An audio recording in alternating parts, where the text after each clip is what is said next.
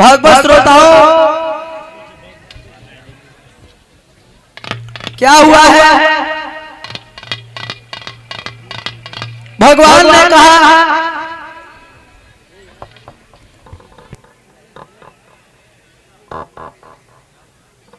जो समय महाराज भीष्म जब घर से दरबार के लिए गए हैं, दरबार में जाकर के पहुंचे हैं, तो सबको संबोधित करते हुए कहा, देखिए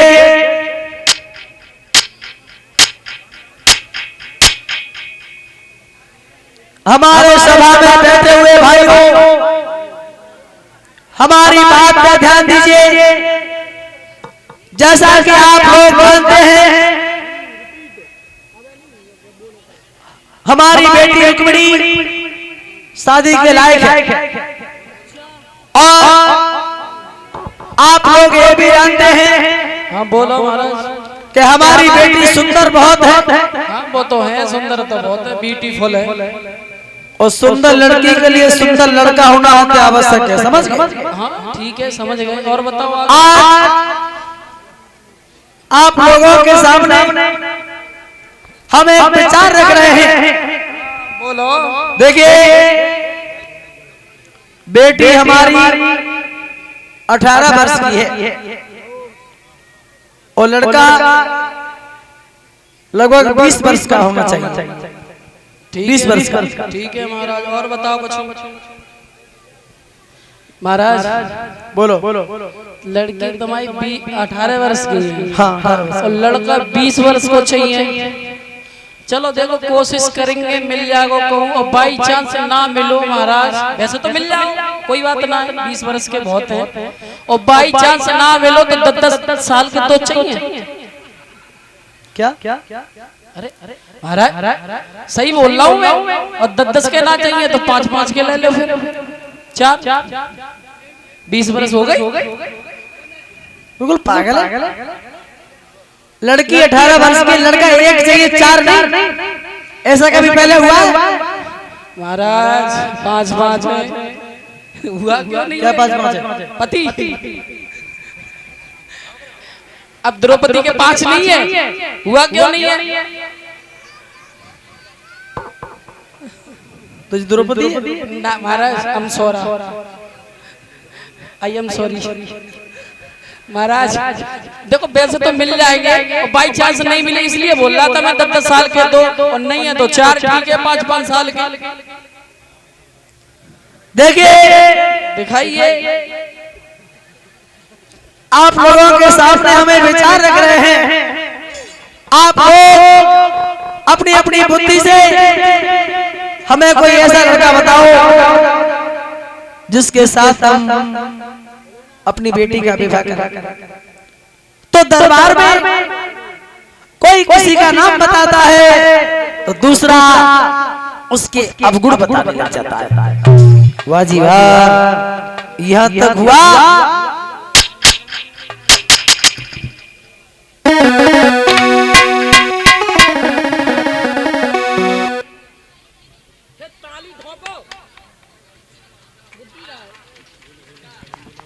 को सम्मान होता तो ताली बजाई जाते, सीख लो सब। रिपीट में आन दो, रिपीट जब बोल सकते हैं रिपीट, मतलब ऊपर आवाज भेज के कहेंगे एक बार। और ये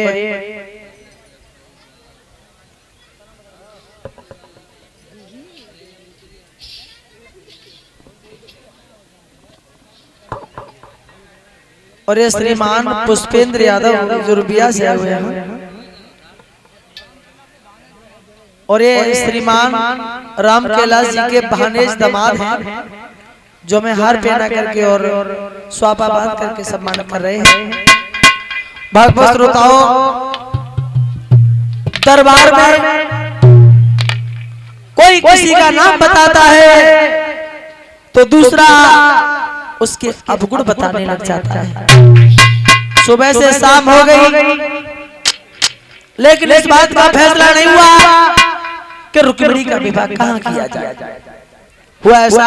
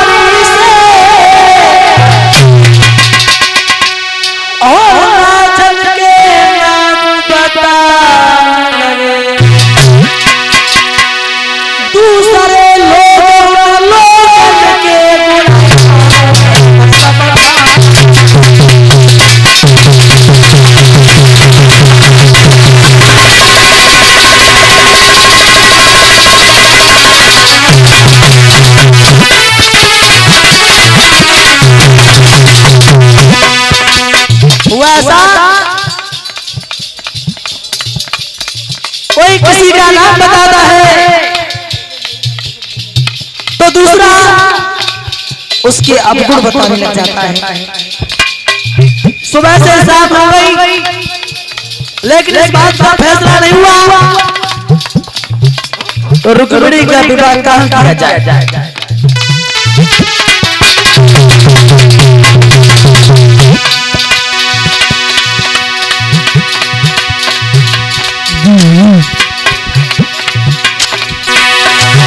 दरबार के बारी बारी से राजन के नाम बताने लगे, दूसरे बस बताने लगे।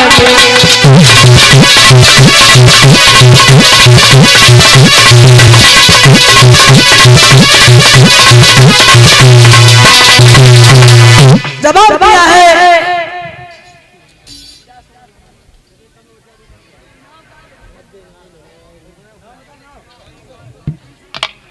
और भैया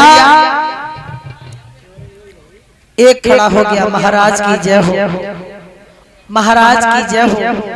महाराज हमारी समझ में कौरवपति दुर्योधन के साथ विवाह कर दिया जाए तो कैसा रहेगा।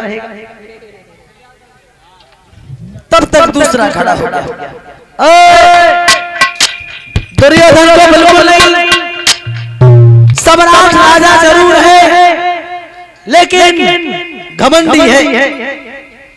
दुर्योधन को छोड़ो कोई और देखो। और तब तक दूसरा खड़ा हो गया। भागवत श्रोताओं, सुबह से शाम हो गई, इस बात का फैसला नहीं हुआ कि रुक्मिणी का विवाह कहाँ किया जाए।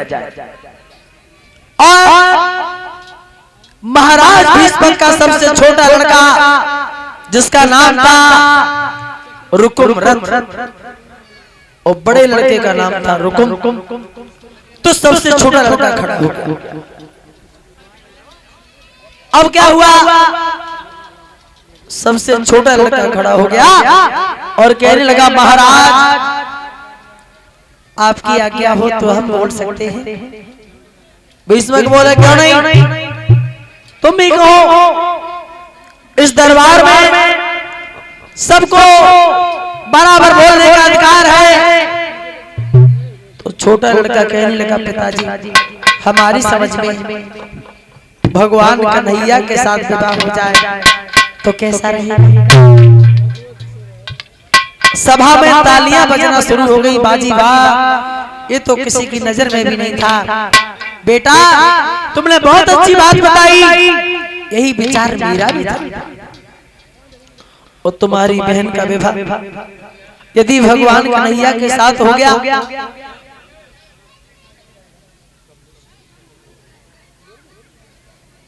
श्रीमान कमलेश यादव जो गोरमी से आए हुए हैं, उनकी तरफ से जो हार हमारे पास आया है, हम तो अपने बड़े भाइयों का, दादाओं का आभार व्यक्त करते हैं, इनका आशीर्वाद चाहते हैं। भागवत श्रोताओं, आज भीष्म ने एक कहा, बेटा यदि तुम्हारी बहन का विवाह द्वारकाधीश भगवान कन्हैया के साथ हो गया तो हमारा घर पवित्र हो जाएगा, मेरा जीवन पवित्र हो जाएगा। और तब तक रुकम खड़ा हो गया। रुकम कहने लगा, पिताजी वन वन में गाय चराने वाला ग्वाला,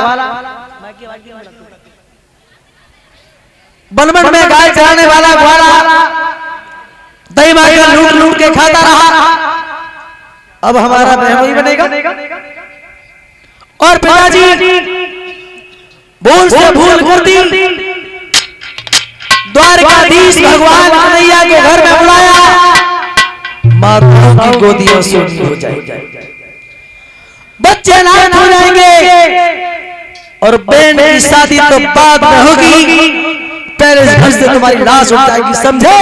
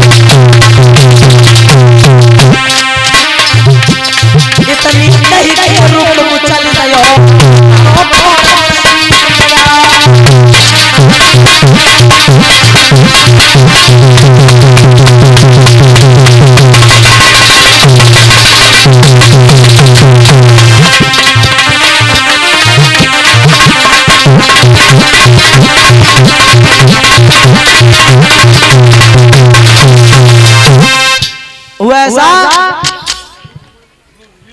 जिस समय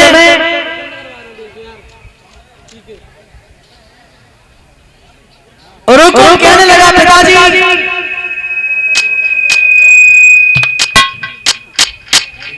भूल से भूल कर दी, द्वारकाधीश भगवान कन्हैया को घर में बुलाया। बोलिए बड़ा मैन माइक का बेलियम मैन माइक का बोलिए बड़ा वहां से थोड़ा सा बढ़ा दीजिए भैया, गला खींच रहा है। जिस समय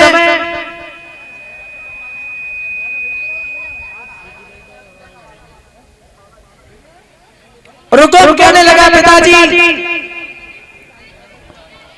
द्वारकाधीश भगवान कन्हैया को घर में बुलाया, माताओं की गोदियां सोनी हो जाए, बच्चे नाथ हो जाएंगे, और बहन की शादी तो बाद में होगी, पहले इस घर से तुम्हारी लाश उठ जाएगी। ये हमारा आदेश है, आदेश है, आदेश है।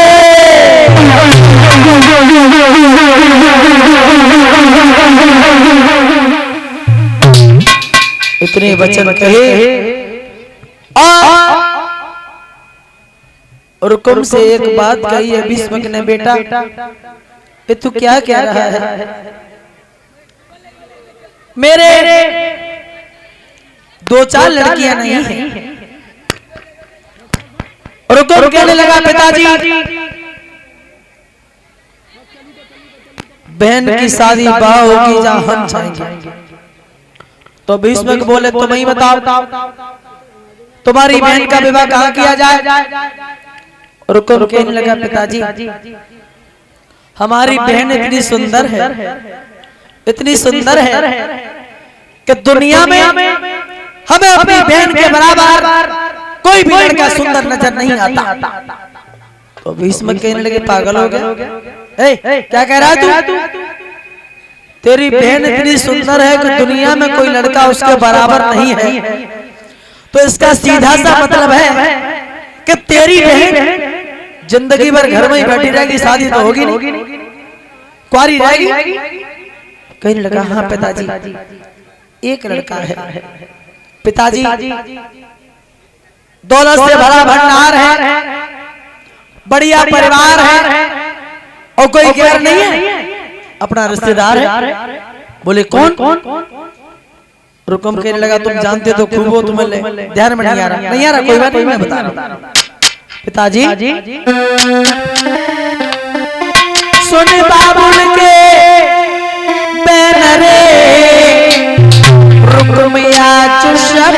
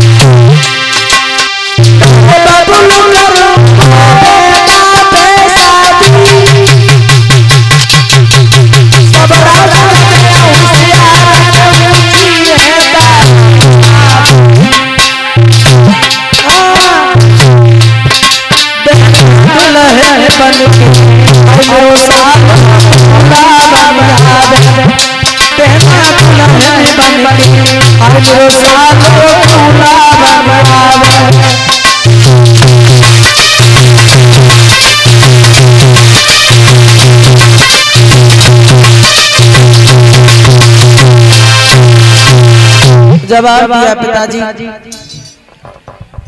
चंदेरी का रहने वाला हमारा साला सिस्पा, और रिश्ते में साला है तो क्या हुआ, बड़ा दिल वाला है, पैसे वाला है। और पिताजी इतना पैसे वाला है कि तुम जैसा हो तो पानी तक के नहीं पूछे, हमारा तो साला है, कहेंगे तो मान जाएंगे। तो भीष्म कहने लगे, रुको क्या कह रहा है तू? है? अपनी बहन की शादी और साले के साथ करेगा? रुकम कहने लगा, पिताजी जब वो अपनी बहन की शादी हमसे कर सकता है तो हम अपनी बहन की शादी उससे नहीं कर सकते। भीष्म कहने लगे, रुकम इस समाज क्या कहेगा? बेटा मेरे 2-4 लड़कियां नहीं है, एक ही तेरी बहन रुक्मिणी है। मेरी बात समझने की कोशिश कर रुकम, तू भगवान कन्हैया के साथ विवाह हो जाने दे। और मेरे लाल, यदि भगवान श्याम सुंदर इस घर में आ गए तो मेरा जीवन पवित्र हो जाएगा। कहने लगा पिताजी भूल से भी भूल कर दी, द्वारकाधीश भगवान कन्हैया को घर में बुलाया, माताओं की गोदियां सूनी हो जाएंगी और लाखों श्रृंगार उचट जाएंगे, बच्चे अनाथ हो जाएंगे और बहन की शादी तो बाद में होगी। मंडप के नीचे खून बहेगा खून और सबसे पहले मौत होगी तुम्हारी। और जो इतने वचन सुनी तो भीष्म कहने लगे हैं रुकुम, ये क्या कह रहा है?